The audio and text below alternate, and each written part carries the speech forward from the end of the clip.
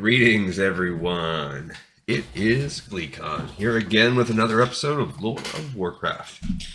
We've had a little bit of slow episodes. They've been trickling out this week. Some of it's due to really long upload times.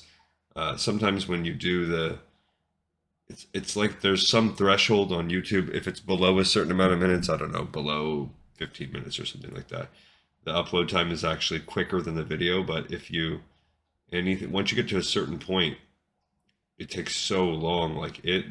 I had to fight it to upload that last video. It probably took altogether like 6 hours or something. I don't know why it took so long. And then it keeps chopping me up because I have to be able to keep the computer going. And so if I'm at work or anything like that, it basically pauses it. Plus, work's been busy. Life's been busy right now, but I'm going to try to bust a bunch out in the next couple days as good as I can.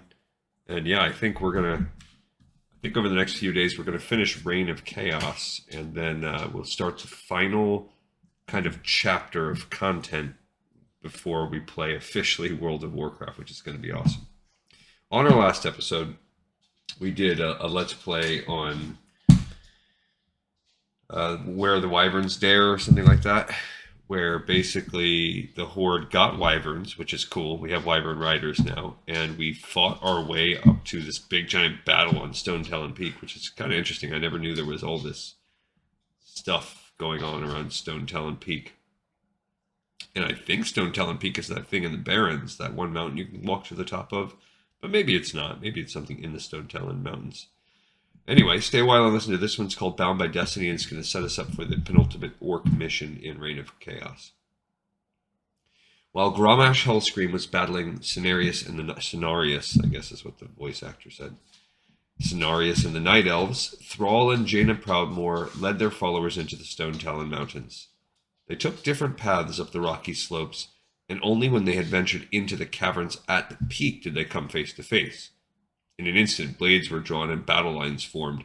Jaina and Thrall had wanted to avoid open conflict with each other, but now violence seemed inevitable. What the heck? We did major open conflict with them on the last level. Before blood was spilled, Medivh revealed himself. Jaina and Thrall froze at the sight of the hooded figure. It was the man who had lured them to Kalimdor through dire warnings. Medivh had only one chance to win Jaina and Thrall to his side, and he held nothing back. He told them of the Burning Legion's plans and that the demonic invasion had already begun. The world teetered on the edge of oblivion. Alone, the races of Azeroth were doomed to annihilation, but together they stood a chance of saving their world. To convince them of exactly what was at stake, Medivh revealed the fate of Grommash Hellscream in his war songs.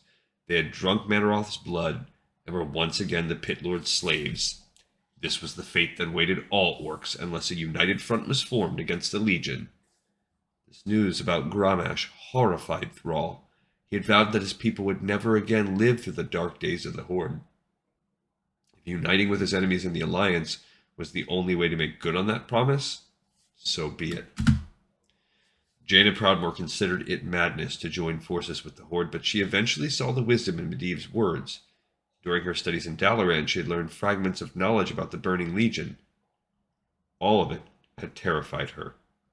If a demonic invasion was truly unfolding, it would be foolish not to do everything in her power to stop the Legion. Failure would mean more than Jaina's own death. It would mean that everyone who had sacrificed their lives to defend Lordaeron had died for nothing. Thrall and Jaina brokered an uneasy truce. They did not completely trust each other, but they were willing to put aside old hatreds and work together for the time being. The first test of this tenuous alliance was dealing with Grommash Hellscream and his war songs. So in a way, in Warcraft 3, Jaina is sort of the leader of the alliance at this point. The other ones have really died. There's not much of an alliance going on, so what's left? Yeah, Jaina, in a way, she's kind of the first leader. We'll see if... I don't think that's going to carry over to World of Warcraft, but we'll see. And that does set us up for the final mission as well, where we're going to have to kill Grommash. And I don't know if we'll read more in Chronicles first before we do that. But all right, we got another episode in the pipe, 5x5. I thank everybody so much for listening, for watching. I hope you enjoyed it. And I will see you next time on Lore of Warcraft.